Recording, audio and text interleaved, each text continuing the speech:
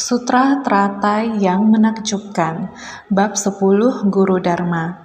Dalam menerima dan menegakkan Dharma menakjubkan, seharusnya melepaskan kemalasan. Xun Fa Xiang Sutra Teratai episode 1245. Tidak maksimal di dalam usaha menghapus kejahatan dan memupuk kebajikan, itulah bermalas-malasan, dapat menghalangi upaya bersemangat dan menambah noda menjadi karma buruk.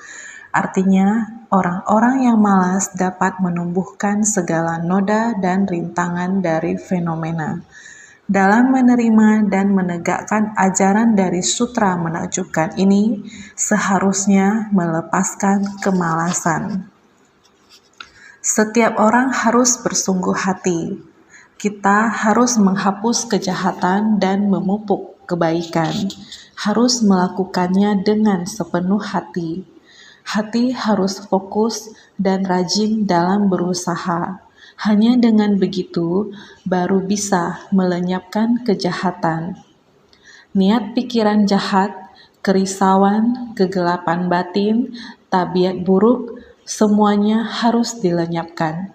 Dengan cara ini, kita membangkitkan tekad dan memupuk kebajikan. Baru setelahnya menjadi sangat sempurna. Jika tidak berusaha keras, niat pikiran baik dan niat pikiran jahat kita, keduanya saling tarik-menarik satu sama lain. Kekuatan di antara kedua sisi ini, itu berarti kekuatan jahat bisa lebih besar. Karena itu, berasal dari tabiat yang sudah terakumulasi dalam waktu yang sangat lama. Tabiat sudah terakumulasi dalam waktu yang sangat lama. Saat ini, mendengarkan Dharma ingin berubah, mengubah tabiat masa lalu, kegelapan batin, dan kerisauan dengan karma bajik. Kebajikan, mari kita berusaha keras. Niat pikiran baik ini baru saja mau mulai berusaha keras. Tetapi ketika kejahatan ini datang, kerisauan dan kegelapan batin itu adalah tabiat sejak waktu yang lama. Kalian katakan, kekuatan sisi mana yang lebih kuat?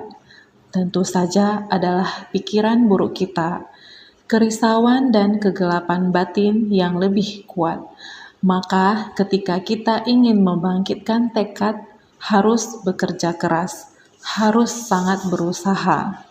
Jika kita tidak maksimal di dalam usaha menghapus kejahatan dan memupuk kebajikan, akan menjadi malas. Jika malas, maka dapat menghalangi upaya bersemangat. Malas merupakan tabiat buruk dari kegelapan batin dan kerisauan. Tabiat buruk akibat kegelapan dan kerisauan menekan niat pikiran baik. Kekuatan upaya bersemangat akibat tabiat buruk kegelapan batin dan kerisauan demikian ditekan hingga menghilang. Ini adalah rintangan. Rintangan menghalangi upaya bersemangat. Bukan hanya menghalangi upaya bersemangat, juga menambah noda menjadi karma buruk. Di dalam sebuah komunitas yang baik, kita ingin membangkitkan tekad. Kita upaya bersemangat, akan tetapi mendapat pengaruh dari kegelapan batin dan kerisauan. Tabiat buruk ini demikian menghalangi. Di tengah lingkungan yang baik ini, kembali membangkitkan kegelapan batin, terus menimbulkan kerisauan. Ini artinya memperbanyak karma. Kita tidak berhasil memupuk kebajikan, sementara karma buruk kita yang ternoda. Pandangan menyimpang semakin bertambah, sehingga dikatakan itulah bermalas-malasan dapat menghalangi upaya bersemangat. Menghalangi upaya bersemangat, kemudian memperbanyak karma buruk, menambah noda menjadi karma buruk, kemudian menciptakan setiap niat pikiran yang muncul tidak dapat dikontrol. Ternyata membangkitkan tekad kebajikan tersebut malah memunculkan niat pikiran yang bergejolak, menambah noda menjadi karma buruk, kemudian menimbulkan kerisauan, rintangan, menciptakan niat pikiran yang bergejolak. Jadi artinya orang-orang yang malas dapat menumbuhkan segala noda dan rintangan dari fenomena. Orang-orang yang malas adalah dapat menumbuhkan segala noda. Dengan terus-menerus melipat gandakan, arti menumbuhkan adalah menambah. Kita terus-menerus mempropagandakan segala noda dan rintangan dari fenomena. Tidak hanya upaya bersemangat kita sendiri terhalang oleh tabiat buruk kita akan kemalasan. Bahkan hubungan kita dengan orang lain pun juga terpengaruh oleh kemalasan ini. Ini akan memupuk pikiran negatif kita, yang akan menimbulkan rintangan kita dengan orang, masalah, dan benda, dan bertentangan dengan prinsip kebenaran. Inilah yang paling dikhawatirkan. Di kehidupan ini sulit untuk dapat mendengarkan Buddha Dharma. Buddha Dharma sulit untuk didengarkan, tetapi kita dapat menerima dan menegakkan Buddha Dharma dan menjadi bagian dari lingkungan besar ini yang dapat kita lakukan di kehidupan sehari-hari. Tetapi kita sendiri menciptakan rintangan batin, rintangan dengan orang, masalah, dan benda. Apakah orang, masalah, dan benda yang merintangi kita, atau kita sendiri yang menciptakan rintangan tersebut? Bukankah kita yang menumbuhkan kerisauan dan kegelapan batin ini? Oleh karena itu, kita harus dalam menerima dan menegakkan sutra menakjubkan ini, kita harus menerima dan menegakkan sutra terata yang menakjubkan. Ajaran ini, karena kita telah bertekad untuk menerima dan menegakkan sutra ini, juga membangkitkan tekad tidak hanya menerima dan menegakkan, membaca dan melafal, kita juga harus menjelaskan dan membabarkan, serta menyebarkan Dharma ini di dunia. Oleh itu, kita harus, karena kita telah memiliki niat untuk menyebarkan ajaran ini, kita seharusnya merelakan, melepaskan niat kemalasan. Aspek pikiran sungguh susah untuk ditundukkan, bukan tidak bisa dilakukan, tetapi diri kita sendiri yang menghalanginya, menciptakan kekuatan karma yang menghalangi diri sendiri. Buddha senantiasa mengajarkan kita. Dalam sutra mengajarkan demikian, hanya serbesit niat pikiran, begitu sebersit niat pikiran berubah, apakah ada kesulitannya? Tidak ada kesulitan lagi. Begitu niat pikiran berubah, alam semesta menjadi kosong dan hening, tiada hambatan. Ini disebabkan batin kita yang menghalangi kita sendiri. Hal terpenting dalam pelatihan diri adalah menjaga niat pikiran dengan baik. Maka bagian sutra ini senantiasa menekankan tentang pentingnya menegakkan sutra dan menyebarkan ajaran. Setelah parinirwana, Buddha paling mengkhawatirkan bagaimana menyebarkan sutra dan ajaran ini kelak. Juga tahu bahwa untuk menyebarkan ajaran sutra ini merupakan hal yang sangat sulit. Bahkan ini bukan hal yang mudah ketika Buddha berada di dunia, apalagi setelah Buddha memasuki parinirwana. Setelah Buddha memasuki parinirwana, dunia, kehidupan dan batin manusia yang berubah. Segalanya berada di dalam pencemaran dan energi keruh.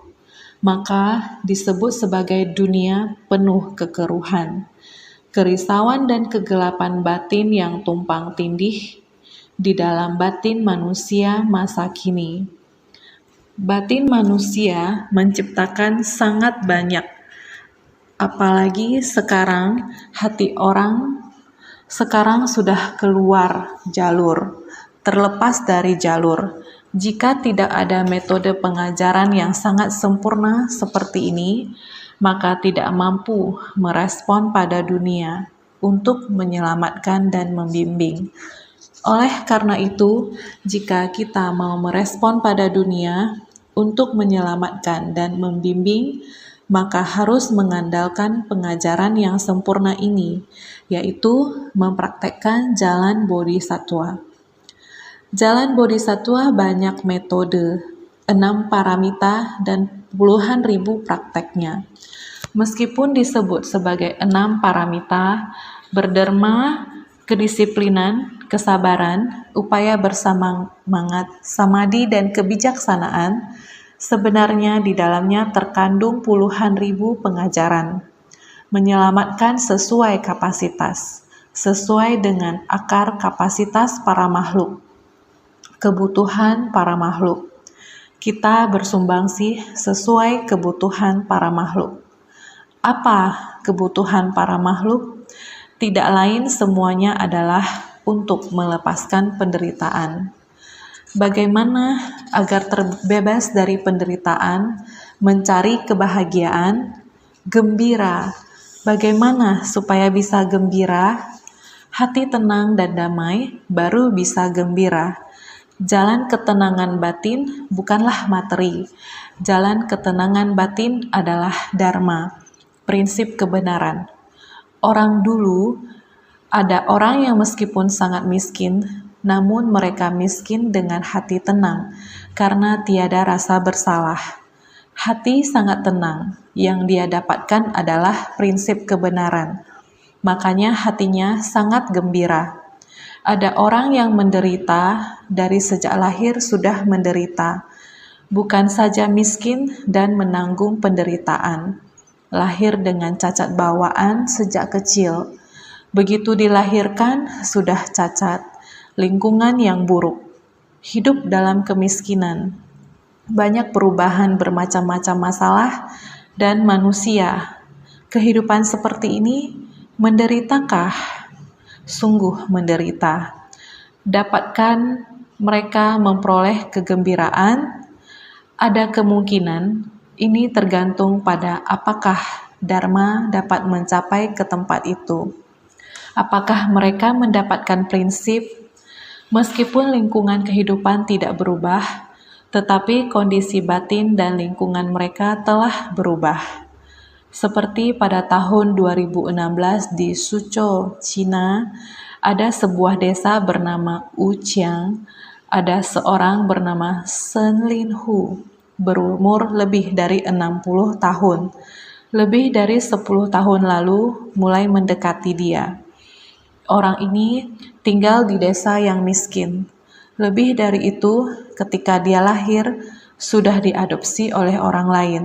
Setelah diadopsi, tidak berapa lama mendapat penyakit polio.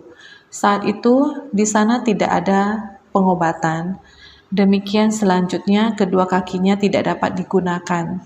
Dan lagi, kedua kaki sangat kecil. Pertumbuhan badan hanya di bagian atas. Perlahan-lahan bertambah dewasa. Orang tua yang mengadopsi sudah meninggal, sehingga dia tinggal sendiri. Bagaimana hidup mandiri? Dia menggunakan papan, di bawahnya dipasang roda, mengandalkan kedua tangannya, duduk di atas papan yang dipasang roda.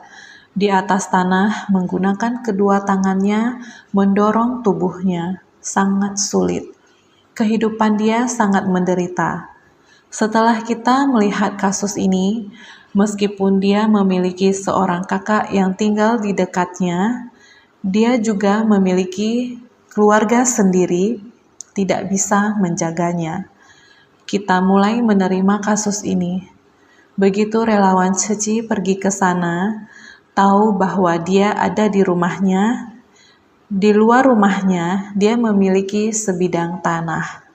Lahan ini Dengan kedua kakinya yang demikian, tidak memungkinkan dia melakukannya. Ketika insan suci mulai tiba di sana, mereka mendekati dia dan memberi bimbingan kepadanya. Insan suci mulai membantu dia dengan mencabut rumput liar yang ada di lahan itu. Seluruh lahannya diurus dengan baik. Kemudian membuat sebuah jalan untuknya, agar dia bisa turun ke lahan ini. Demikianlah membimbingnya. Sejak dia berumur 50 tahun hingga sekarang berumur 60 tahun, dia bisa menanam di lahan ini. Insan suci sering pergi mengunjunginya, sering pergi melihat hasil panennya. Kita juga membantunya melakukan penyiangan, membantu memanen tanamannya. Mulai dari demikian, Senlinhu ini dia sangat bersyukur pada insan suci. Insan suci bertanya padanya, setelah beberapa tahun ini, apakah kita satu keluarga atau apakah kita teman baik? Dia berkata, teman baik. Relawan suci berkata, oh, jadi kita hanya teman baik saja, bukankah kita satu keluarga? Dia segera menjawab, kita adalah satu keluarga. Saya sangat bersyukur. Selama lebih dari 10 tahun ini, saya memiliki keluarga ini. Kelompok keluarga ini yang datang membantu saya, membuat saya setiap hari sangat bahagia. Ketika insan suci kita mulai menggerakkan kegiatan pelestarian lingkungan, dia mengatakan di halaman depan rumahnya, boleh dijadikan depo pemilahan daur ulang. Saat mereka mulai membersihkan tempatnya untuk dijadikan sebagai depo daur ulang, dia berubah dari pasif menjadi aktif. Dia pergi ke sekeliling desanya demi mempromosikan daur ulang dan berhasil mengajak banyak orang di desa itu untuk datang dan melakukan daur ulang bersamanya. Dia sendiri yang memungut barang daur ulang. Orang lain juga bisa memilah daur ulang di rumah dan membawanya kemari. Dia mulai belajar tentang daur ulang yang praktis dan menakjubkan ini, dan menggunakan 10 jarinya untuk menjelaskan pelestarian lingkungan. Sekarang, saat berbicara tentang pelestarian lingkungan, bicaranya amat lancar dan fasih, sehingga di desa tersebut, karena terinspirasi oleh dia, mulai melakukan kegiatan daur ulang. Pada hari berlangsung kegiatan daur ulang, sangat ramai sekali dari waktu ke waktu. Relawan suci mengambil barang daur ulang. Mereka juga membawa kisah dari suci, membahas tentang daur ulang dan prinsip kebenaran dengan mereka. Keseluruhan desa amat bergembira melakukan kegiatan daur ulang, membuat seluruh desa terkesan lebih hidup. Walau sebagian dari mereka sangat miskin, mereka masih bisa merasa damai dalam kemiskinan, dan mereka merasa sangat gembira. Bahkan Senlinhu masih bisa menjadi relawan. Ada sebuah keluarga, ibu dan anak laki-laki. Ibu sudah berusia 80 tahun. Anak berusia 60-an tahun. Anak telah terkena stroke 10 tahun lebih. Ibu harus selalu merawat putranya ini. Sangat sulit. Senlinhu mulai melakukan kunjungan kasih, bahkan membantu dan membimbing mereka. Membantu dan membimbing sosok yang telah terkena stroke. Lebih tua 1 atau 2 tahun darinya. Dia selalu memanggilnya Kakak Van. Dengan demikian membawanya untuk melakukan daur ulang. Sosok yang bermarga Van ini, dia dengan cara ini mulai membuka pintu hatinya. Jika tidak, setelah dia terkena stroke, bukan hanya tubuhnya cacat, batin juga sangat tertekan dan frustasi. Lalu akan terhadap ibunya, sikap dan lainnya akan tidak baik. Setelah menerima nasihat darinya, dari Senlin Hu. Selain itu, insan Ceci juga akan ke rumahnya untuk menemaninya juga menasehatinya. Dengan demikian setelah waktu lama berlalu, lalu mengatakan kepadanya, "Apakah ada merasa ibu sangat sulit? Sudah 80-an tahun, umur yang demikian, masih melayani kamu seperti ini, menjaga kamu seperti ini. Apakah boleh mengucapkan kepada ibu kamu sebuah kata kangen?" Benar-benar juga telah mengatakan kangen kepada ibunya, juga berkebalikannya menjadi menyuguhkan teh kepada ibunya. Bukan hanya tidak perlu ibu untuk melayaninya lagi, sekarang juga bisa menuangkan teh untuk ibunya. Ibu juga sangat terharu. Oleh karena itu, kedua ibu dan anak ini dengan demikian bergabung untuk melakukan daur ulang. Ada orang yang memberikan kepada kakak Van ini, memberikan kepadanya sebuah kursi roda. Ibu lalu mendorong anaknya untuk keluar rumah, mulai mengumpulkan barang daur ulang, mengumpulkannya untuk dibawa pulang ke depo daur ulang. Maka, begitu niat pikiran berubah, walaupun Senlin Hu cacat secara fisik, dia bahagia. Sejak dari kecil sampai dewasa, kedua kakinya kurus seperti kayu bakar lemah.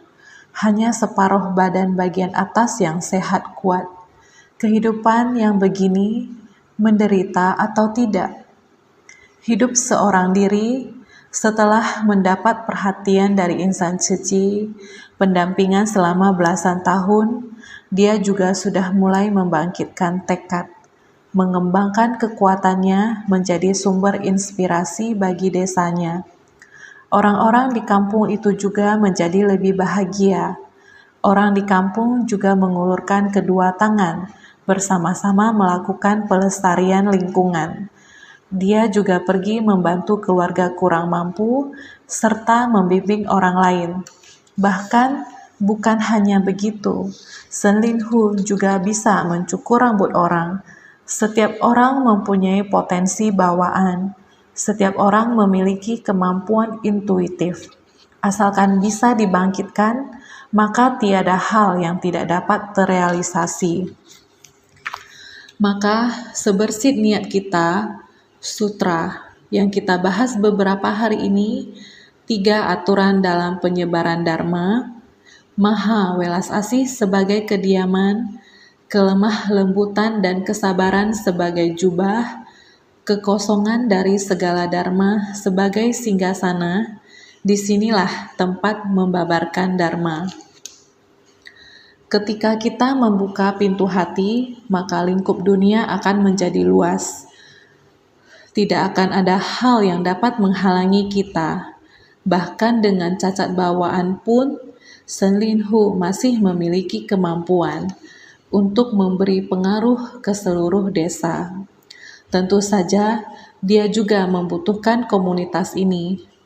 Orang yang bersedia mendedikasikan dirinya sendiri, menemani dan mengarahkan yang lainnya, tentu saja menemani dan membimbing yang lainnya, benih ini dapat menumbuhkan pohon Bodhi.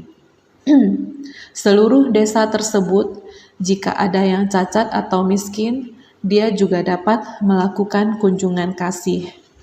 Kekuatan seperti ini sangatlah besar. Ketika kita mampu membuka pikiran kita seperti ini, kita dapat melatih kemampuan yang tidak terbatas yang ada pada diri kita. Dan ini pasti dilindungi dan diingat selalu oleh Buddha. Ketika kita dapat melakukan hal ini, jika demikian, maka 3 aturan dalam menyebarkan Dharma akan diingat dalam hati kita. Dalam hal ini, Sang Buddha memberikan kita kekuatan. Ketika kita membabarkan Dharma berdasarkan sutra dan menerapkan di dalam kehidupan kita, kita akan dilindungi oleh para Buddha dan Bodhisattva. Dalam sutra disebutkan bahwa mematuhi 3 aturan dalam penyebaran sutra dan senantiasa membabarkan sutra ini pasti dilindungi dan diingat selalu oleh Buddha. Darinya diketahui bahwa orang-orang yang membangkitkan tekad untuk melatih sutra ini serta mendengarkan, menerima, dan meyakini secara murni, semuanya sama-sama menerima penyelimutan dan perlindungan dengan pakaian oleh Buddha, serta menerima penjelasan akan maknanya. Darinya diketahui bahwa orang-orang yang membangkitkan tekad untuk melatih sutra ini serta mendengarkan, menerima, dan meyakini secara murni. Kemarin kita sudah membahasnya. Semuanya sama-sama menerima penyelimutan dan perlindungan dengan pakaian oleh Buddha. Kita semua sama akan diselimuti dan dilindungi seperti ini. Setelah menerima pakaian Buddha, seperti ayah dan ibu yang penuh cinta kasih menyayangi anaknya, seluruh makhluk yang ada di dunia ini seperti putra satu-satunya Buddha, seperti anak satu-satunya Sang Buddha menyayangi seluruh makhluk yang ada di dunia, seperti menyayangi anak beliau sendiri. Penyelimutan dan perlindungan dengan pakaian. Terlebih lagi jika kita ingin membabarkan sutra ini, bagaimana dharma ini seharusnya dipergunakan dalam kehidupan kita sehari-hari. Bagaimana dharma harus disebarkan dan digunakan di dunia. Dengan sendirinya, Buddha akan serta menerima penjelasan akan maknanya. Makna tersebut keharuman dari Buddha, Dharma. Harumnya Dharma, makna dari prinsip kebenaran. Jika prinsip kebenaran ini diungkapkan, maka ini mencakup segala sesuatu di alam semesta. Dunia sekarang ini seperti demikian keruh, kotor. Batin manusia penuh kerisauan dan kegelapan batin, terus-menerus memberikan tantangan terhadap kebajikan. Kebajikan dan kejahatan saling tarik-menarik. Ada yang membangkitkan tekad kebajikan, akan tetapi kerisauan dan kegelapan batin yang ada di dalam batin mereka sendiri dengan cepat akan menutupi niat bajik mereka. Jika tidak mempunyai niat ini, akan menjadi malas. Jika tidak mempunyai niat ini, tidak bersedia membangkitkan tekad untuk menegakkan sutra dan memasuki perbendaharaan dharma, jadi akan sangat mudah untuk dilupakan. Maka, naskah sutra sebelumnya mengatakan demikian. Meski aku berada di negeri lain, maksudnya adalah ketika Buddha memasuki parinirwana, aku akan senantiasa membuat orang-orang yang membabarkan dharma dapat melihat tubuhku. Tempat di mana terdapat Buddha Dharma, terdapat sutra teratai, maka di situ juga akan ada keseluruhan dari tubuh Buddha. Sebelumnya sudah kita bahas juga, sekiranya mereka lupa akan sebuah kalimat atau serangkaian kata dalam sutra ini, aku akan membabarkan kembali agar pemahaman menjadi lengkap. Kemarin sudah kita bahas, walaupun Buddha sudah memasuki parinirwana, namun di tempat lain, di tempat balasan karma sejati Buddha, maka nilai kebenaran ini akan berkembang kembali dan akan hidup di dalam hati kita. Kita akan menaruh nilai kebenaran ini di dalam hati kita dan melakukan hal yang bermanfaat bagi dunia. Makna dari harumnya dharma ini senantiasa berada dalam hati kita.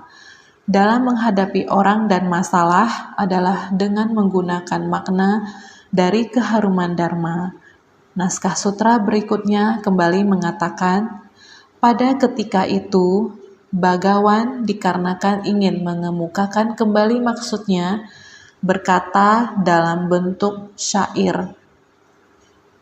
Di sini prosa sudah selesai dibabarkan.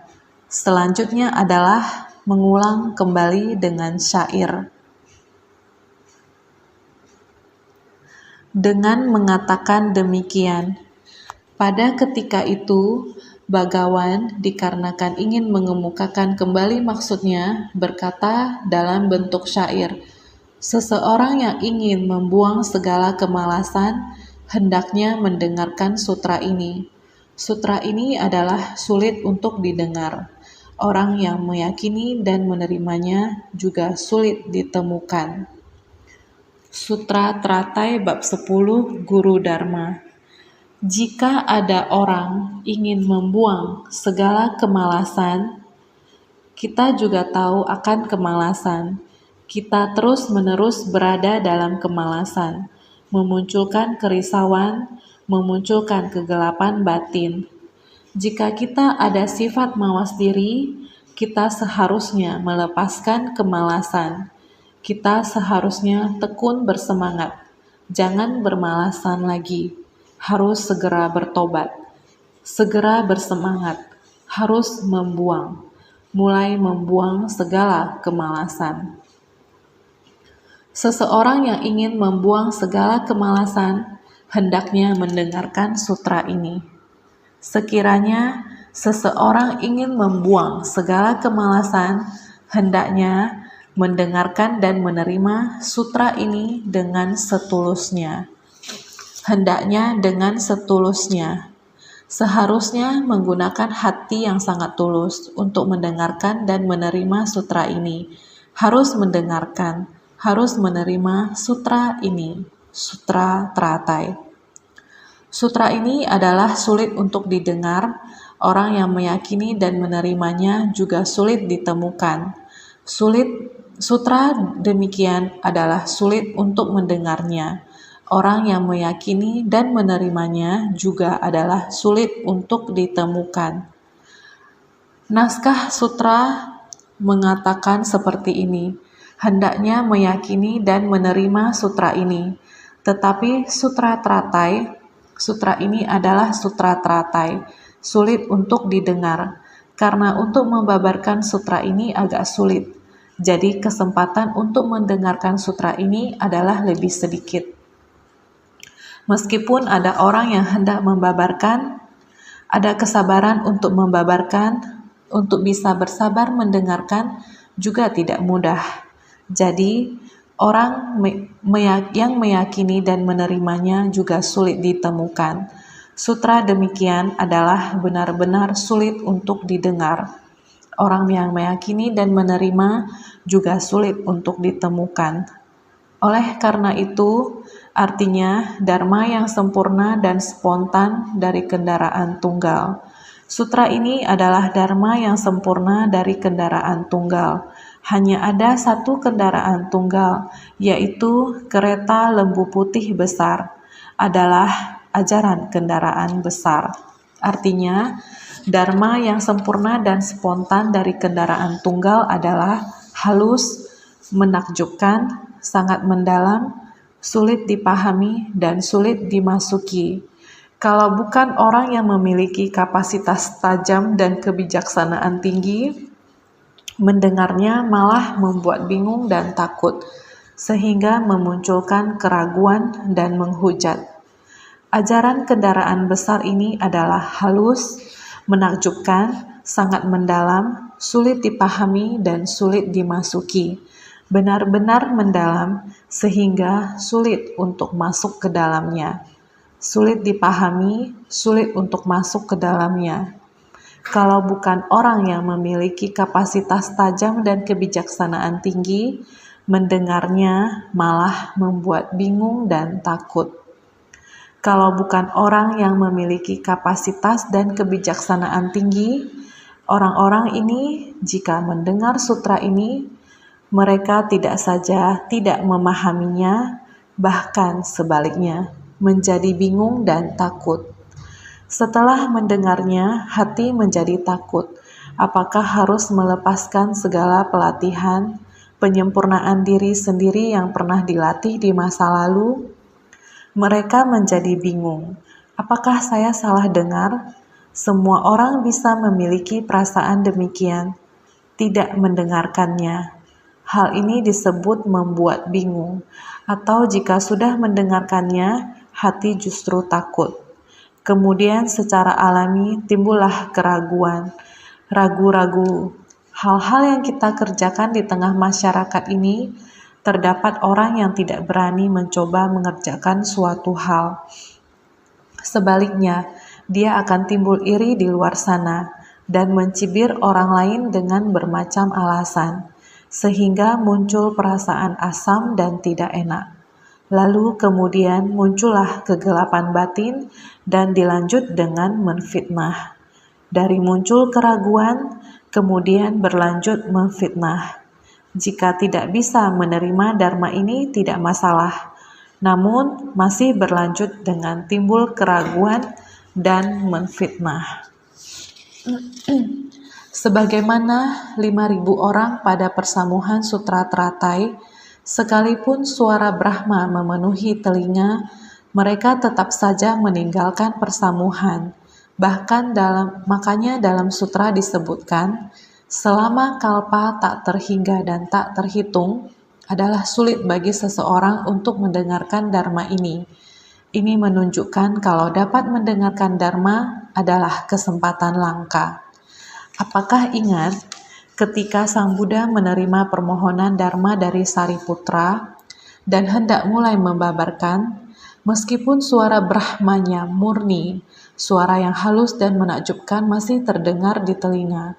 Meskipun masih berbicara, suara masih terdengar, 5.000 orang tetap meninggalkan persamuhan.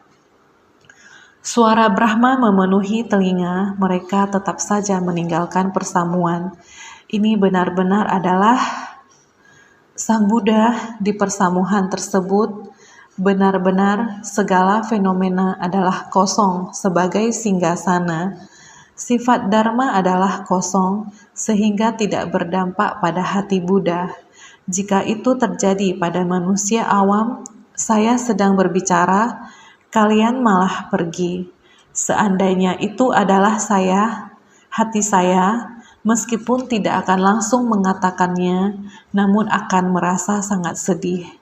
Jadi, bagaimana bisa tahan dengan kondisi tersebut? Namun, Sang Buddha di Naskah Sutra mengatakan, 5.000 orang ini, kepergian mereka adalah suatu hal yang baik. Kepergian mereka juga ada baiknya, karena mereka tidak sanggup untuk menerima ajaran ini. Jadi tidak perlu memaksa mereka.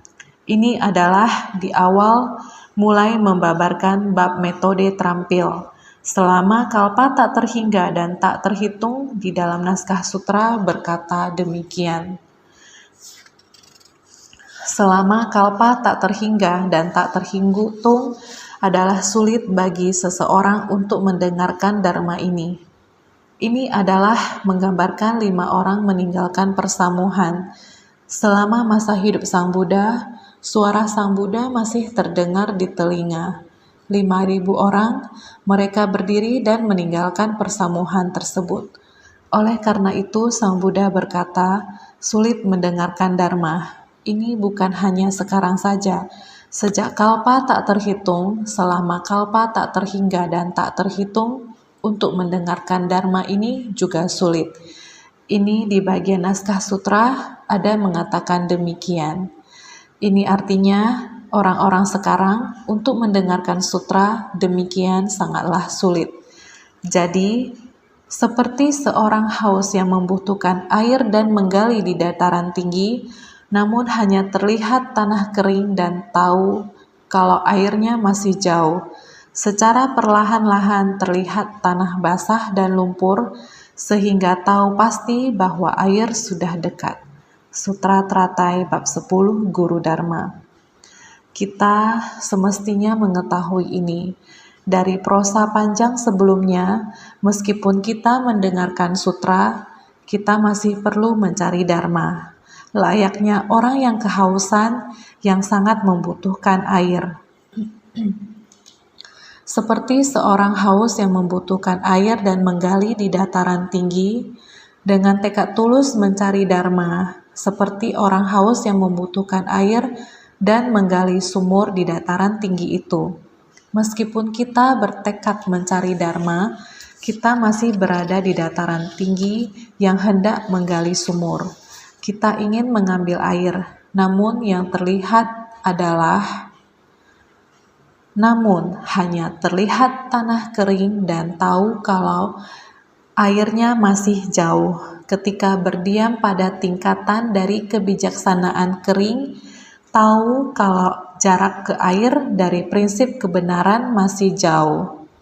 Kita menggali mencari air, namun tanah yang digali masih kering, sehingga kita tahu bahwa sumber air masih jauh. Ini artinya kebijaksanaan kita masih sangat kering. Ketika berdiam pada tingkatan dari kebijaksanaan kering, kita harus mempraktekkan jalan bodhisattva.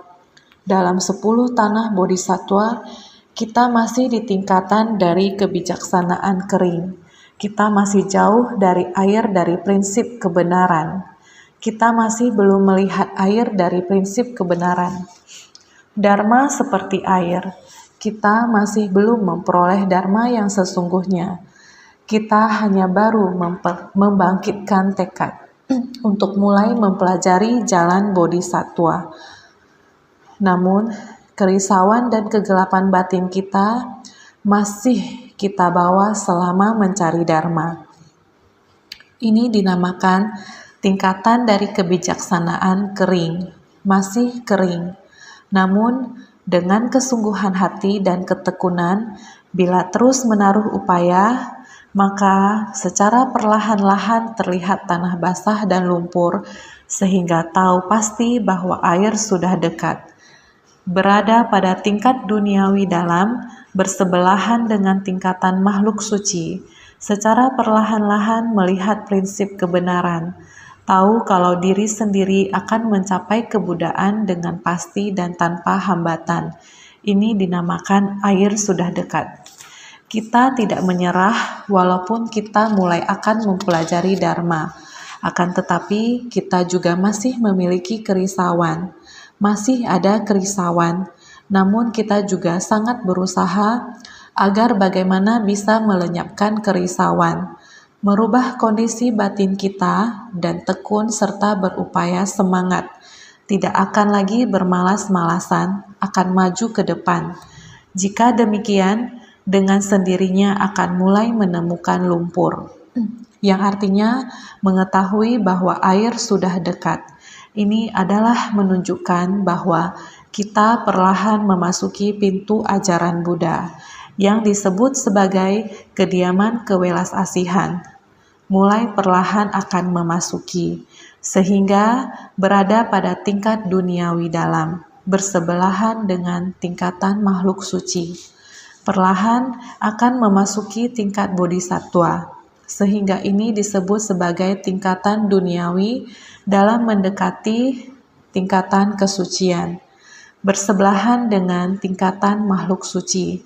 Sudah bersebelahan dengan tingkatan makhluk suci, sudah hampir sampai. Secara perlahan-lahan melihat prinsip kebenaran, asalkan kita rajin dan bersungguh hati, berjalan mengikuti jalur ini, maka perlahan kita akan menemukan nilai kebenaran, mendekat dengan air. Air dari prinsip ini perlahan akan terlihat.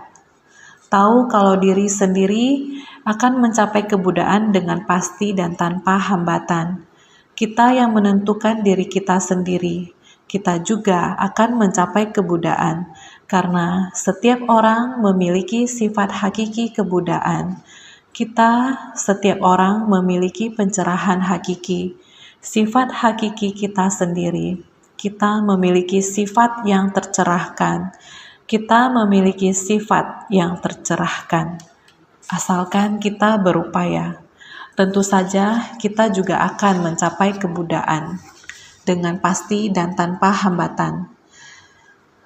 Jika batin kita telah memutuskan bersungguh hati terjun, makna ini perasaan dalam prinsip kebenaran.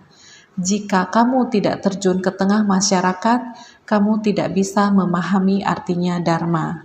Benar-benar, Dharma ada di tengah masyarakat.